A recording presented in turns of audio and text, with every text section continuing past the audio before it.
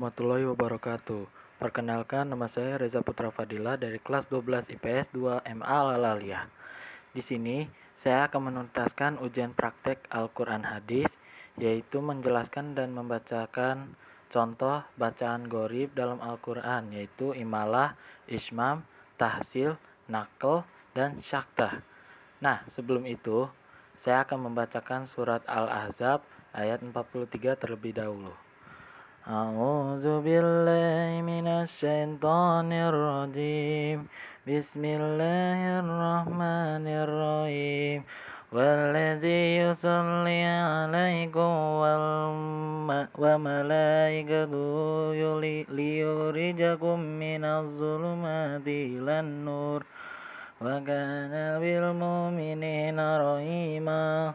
Shadaqallahul azim. Baik, yang pertama adalah imalah.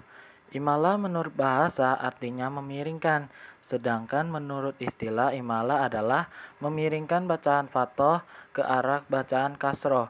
Lainnya imalah artinya bisa juga memiringkan bacaan alif ke arah ya. Bacaan imalah ini hanya ada satu dalam Al-Quran, yaitu pada surah Hud ayat 41. Pada pertengahan ayat tersebut terdapat lafaz majroha yang dibaca menjadi majreha. Ismam, jenis bacaan gharib kedua adalah ismam. Cara membaca bacaan ismam adalah dengan cara mencampurkan bacaan dhammah dengan bacaan sukun disertai dengan gerakan mulut yang dimajukan seperti saat mengucapkan huruf U. Bacaan ismam ini ada satu dalam Al-Quran, yaitu pada surat Yusuf ayat 11. Di dalamnya terdapat lafaz la ta'manna. Namun karena lafaz aslinya adalah la ta'manuna, maka lafaz itu tidak perlu dibaca tapi disyaratkan dengan memajukan mulut. Tahsil. Jenis bacaan gharib yang ketiga adalah tahsil. Tahsil artinya kemudahan atau keringanan.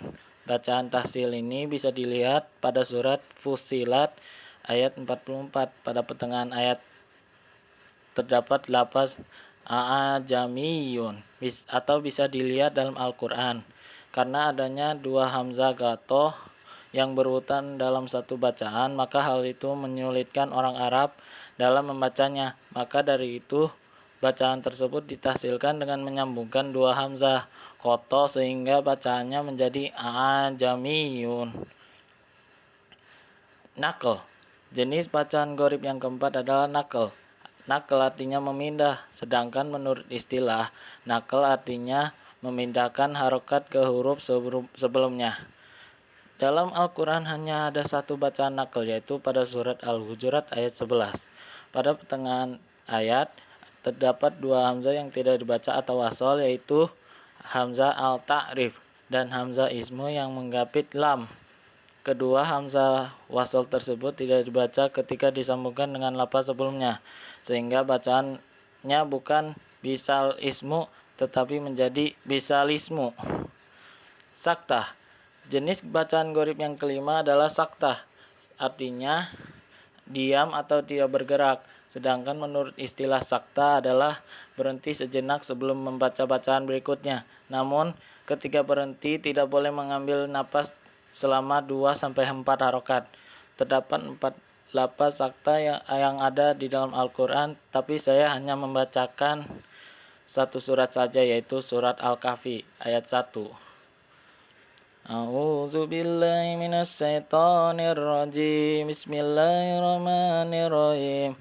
Alhamdulillahillazi nazzala 'alal abdil kitabi wa lam yaj'al lahu iwaja.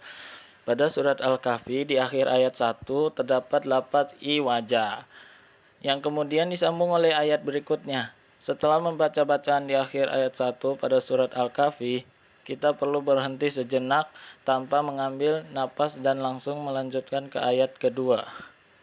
Nah, yang terakhir adalah saya akan membacakan contoh bacaan Fawatihus Suwar atau huruf muqattah. A'udzu billahi minasyaitonir rajim. Bismillahirrahmanirrahim. Nun Qaf, Son, To, Sin, Ha, Mim, Yasin.